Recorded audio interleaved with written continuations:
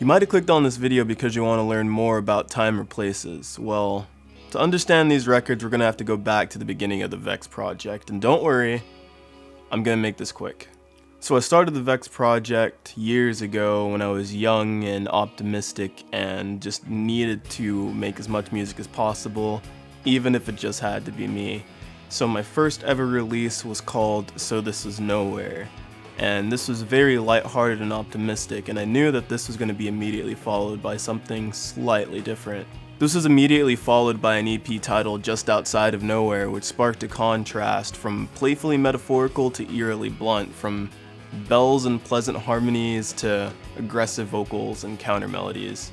I feel like making note of these two EPs is really important because of the way I've come to view and use my music, which is as a time capsule. And from time to time I'll go back and listen to some of my old music and sometimes want to vomit, but sometimes I get interested in like the tonal palette, the production, the composition, and it can give me something to work with or something to stay away from when I'm working on new songs or new records. My last record was titled The Closure and Starting Over, which is interesting and probably makes sense given that these new two EPs follow a very similar structure to my very first two EPs. Which wasn't planned. Now enough with the history lesson. What the heck is this? Hello? Dry skin? What? Guess my skin's gonna look like garbage in this video. Over the years, the Vex project has gone from just me with my acoustic guitar, like smacking it in different ways because I didn't have a drum kit, to, I guess, let's add as many vocal layers as I possibly can and program drums since I feel like some of these songs need drums, to me asking my friend Jacob to be a part and play on a song or two here or there just because I wanted a more organic drum sound, to incorporating my old roommate on piano and vocals, and then eventually adding in my friend Nathan to play some guitar or some drums, and it became more of this like social thing to where it was still like my ideas but really expanded upon by these other creators, and I fell in love with that. Honestly, I was infatuated with the collaborative process.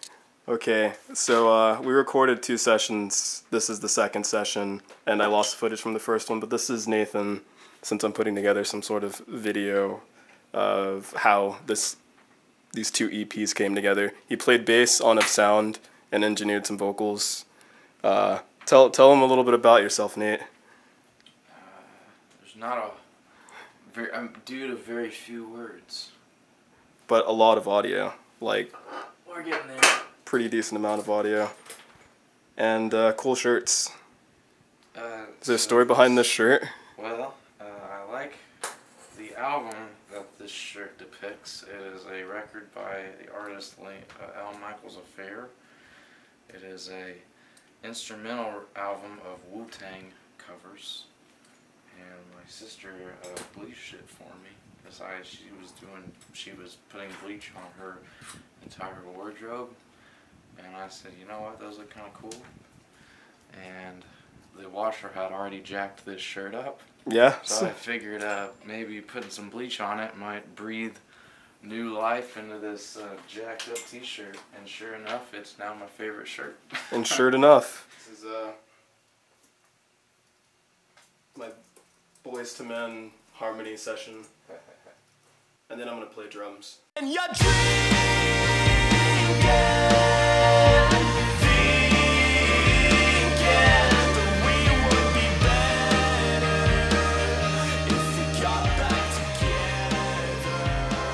I see you as a fever dream.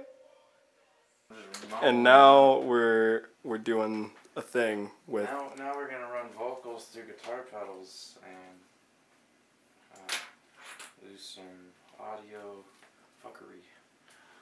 Just, you know, black magic or We'll do a little bit of voodoo. African American magic.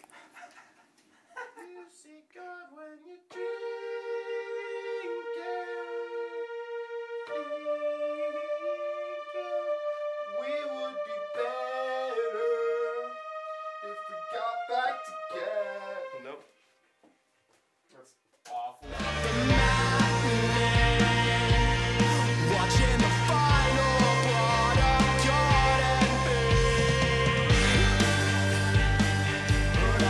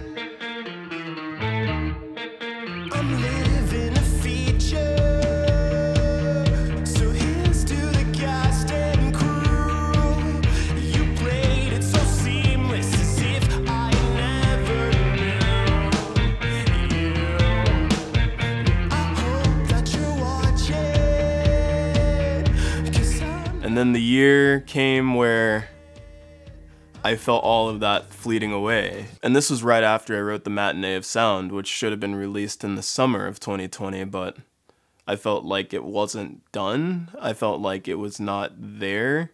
So I decided to sit with it, which kind of sparked me to continue writing, but I couldn't write with people. That just wasn't going to happen. So instead of being squashed under the weight of all of this, I decided I needed to pivot and maybe write a song the way I did when I was 16, when I just used my voice and my acoustic guitar, which kind of sparked the idea of Fun City. That paired with this billboard I kept seeing to and from work every week that was Fun City. That's the artwork for it. And there it is, right there. And as I continued on to write Alabaster Voices, the palette that I had to work with sonically presented itself as a pretty much limitless, but spawning off of an acoustic guitar. And after that, I got lucky enough to get Jacob in to do another series of drum recordings, so we recorded all 3 of those songs in one day. And I gave both of us enough time to get creative on the day, which presented itself in a way that I feel like I never gave myself the option to do before. Like mid-song, we'd get up and we'd move microphones to make sure that the next section sounded appropriately different from the previous section. And I think it gives the record dynamics in places that it really needs dynamics. People on the internet love to see the making of stuff. That's true, man. Jake, what's up, we are making the second Vex EP. There's like 2 sisters EPs going on. Can you tell me about your drum kit that you're using on Alabaster Voices? Well, let me let you know, Aaron. So first of all, we've got here first of all, we're really repping DW today, I'm going to be honest with you. We've got one of their limited edition full walnut birch snare drums. All wood, baby. That's cream of the crop. That's whenever it comes to snare drums, they're talking about this one. This is a DW, some kind of tom that Terry Bozzio invented. Big fan of his, so I bought it. It's sort of a small tom, but you really get a loud, deep and full tone from it, which is cool. Ludwig floor tom, Ludwig bass drum, like normal. Then we're rocking with a nice little stack here, ride here. Pretty average cymbal setup, but what really sells it here is, you know, the mic placements, which Aaron will get into, but of course it's interesting. Yeah, I guess that's a natural segue to the song we just finished recording, which is called Fun City, which is actually supposed to be like a lo-fi drum sound, which you would assume less mics, but I am very indecisive and used a single overhead because it just needs to be a mono drum sound, snare close mic, 7B as a kick out, and then a pencil condenser as a kick in. Then we have... And that kick sound is huge. That kick sound is huge, but that is mostly in part to that microphone at the base of the stairs as a room mic. Yes. But also, don't mind me, bathroom mic. Another room mic, kind of a natural echo in here. Every room's different, so why not give a little experimentation to your drum tone, right? So you want me to here, let me take the camera now. Alright. And how about you walk through, oh crap, what just happened? Okay. How about you walk us through what you're going to change for this next song coming up? The next song that we're recording is titled Alabaster Voices. It's kind of like the title track of this whole thing. And actually, we're going to move from a mono overhead to a spaced pair of overheads. Okay. Might need a little bit more cable here. Getting a wide shot. Getting the, just kind of want to elevate that a little bit higher. Yeah, I'm definitely going to need more cable, but let's unplug that. So what mic we rocking up top? This is a Samson CO2 pencil condenser. It is pretty clear, but it has a nice full body to it, so it is a force to be reckoned with as a drum overhead. Nice. And you see there's a lot of cymbal setup, so we got to get a good overhead sound. Definitely. You want cymbal definition, because there's a lot of variations in sound here too. And there's this song that we're about to record is in 7. Yeah. And odd meter requires a high amount of attention It's a fact. So we need to capture the detail of every instrument we can, and a nice pencil condenser will get that for you. Yeah, you got to be clear with the odd time, or it gets confusing, gets muddy. It gets muddy. Now, I gotta get this mic stand. We're looking at the downstairs mic, which you're moving up. Yes, sir. So we don't need that lo-fi roomy sound anymore. Not anymore, but we might still have a room sound. Nice. Wah, wah, wah. As you see, we got pretty open space here, a lot of room for reverb. A lot of room for natural reflections. We've recorded at a lot of places, but you know, a good open house, there's almost nothing better. True. I was gonna say, this is interesting because the way that Jake has his kit set up is actually pretty asymmetric, and moving into like the stereo image, you're gonna want to make sure that your snare drum is in the middle if you want it in the middle, and I do. So to accommodate for that, basically you got to put the snare in the middle of the two overheads, and essentially I got to move this a little bit closer. You know, to get that like equal distance and like a nice stereo separation, you got to do one thing. What's that? Slightly angle the mic towards the cymbal. Okay. That'll give it more attention in this direction and open up the entire image of your drum sound. So very nice. Cool. Free tip. You got to work with the angles, especially, you know, I'm coming in with as a drummer. A lot of drummers like to do things unconventionally. We all like to have our own way of doing things. So, as someone who's recording, you have to get creative. Because not every drummer is going to fit the same arrangement of microphones or whatever. Oh yeah. Not every song is going to fit the same arrangement of microphones. Yep. We got the gong hanging on the mic stand for later. So instead of using that 7B, I'm going to use this Beta 58A. Let's get a look at it. Nice little Okay. Beta 58A. And this is going on the kick? This is going to go right in front of this little porthole here. So what's the mic change going to do here?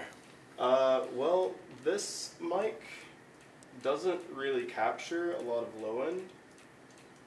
It shouldn't really, like it will, but it's not quite tailored to a kick drum. Right. It's tailored to the human voice. Oh, okay. Interesting. So it has like that kind of upper mid-range, and I'm just kind of more interested in what it's going to sound like. I have no clue what it's going to sound like.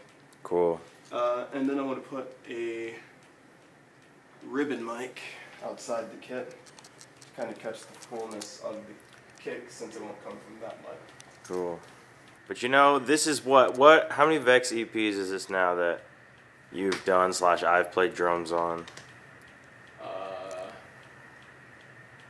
There's Soak Saturate, there's February Fever, these two. Is there one more? I feel like there's one more I'm forgetting. Closure and Starting Over? Oh yeah. Yeah, that one. So this is something we've been doing a long time, sort of. Yeah. Whenever we can. Good. Yeah, it really has been us like a good outlet for experimenting with drum sounds and recording techniques. Yeah.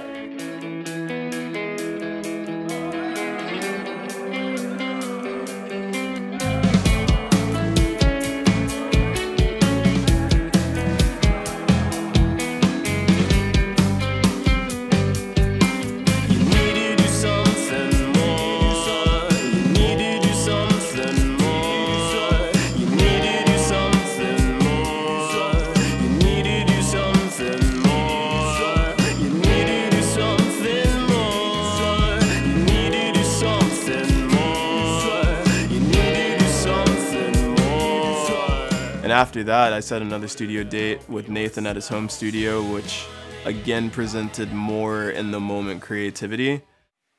A fuzz, into a fuzz, into a amp, into a fuzz.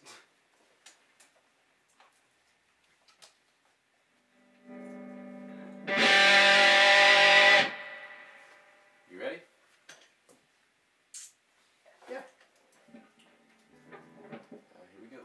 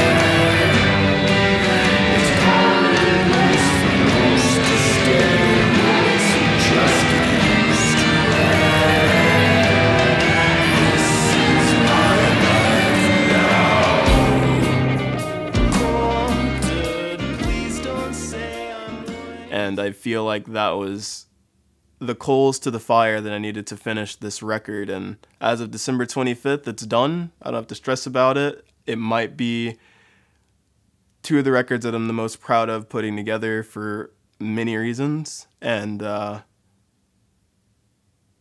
just hope you guys like them.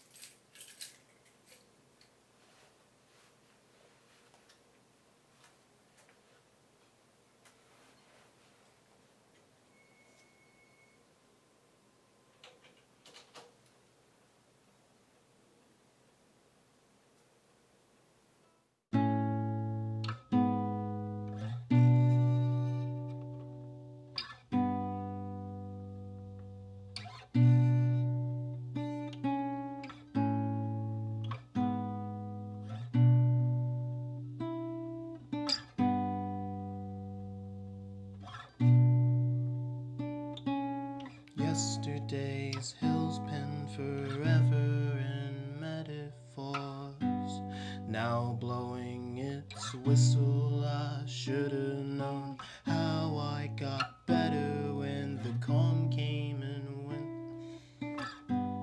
Before I learned its voice was my own and ever-present. Alabaster singing along in a tone just out of key. It's draining, but it's all I've got, so prove me wrong and take me back to fun city.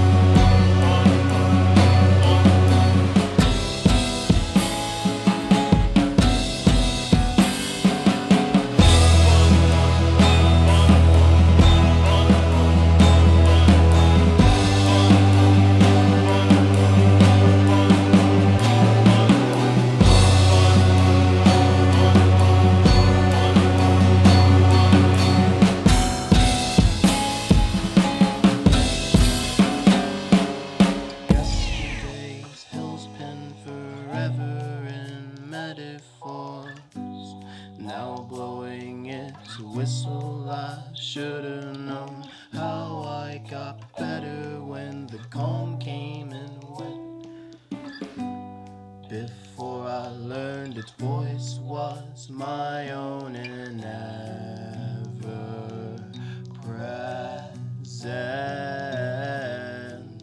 Alabaster singing along in a tone just out of key. It's draining,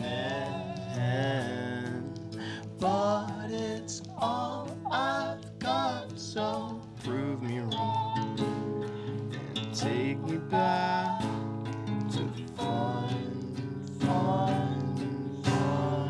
city. I hope this adds something to your listening experience when it comes to these EPs. I don't feel that my opinion of myself or my music should affect the way that you listen to music, but I do think that knowing where it all comes from is incredibly important. So thanks for watching and thanks for listening.